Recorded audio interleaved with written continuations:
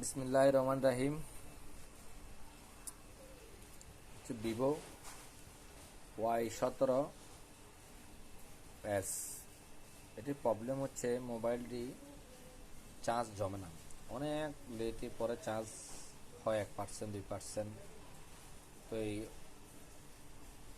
একটা ছোটোখাটো একটা সলিউশন বের করছি, এই কারণে ভিডিওটা করা, যদি কারো উপকার আসে এই জন্য ভিডিওটা করা। আপনার এখানে এই দেখতেছেন, এই যে চার্জিং আইসির পাশে একটা ডায়োড আছে, এই ডায়োড থেকে তার মেরে আপনি ব্যাটারির যে কানেক্টর পাশে যে একটা ঝালা দেখতে পাচ্ছেন, ওখানে আপনি একটা তার মেরে দিবেন। আশা করি আপনার চার্জ জমবেও এবং চার্জ যেটা শো দেখাচ্ছে শোটাও থাকবে, চার্জিং হচ্ছে এটাও হবে এবং চার্জিং যে জমে সেটা হবে।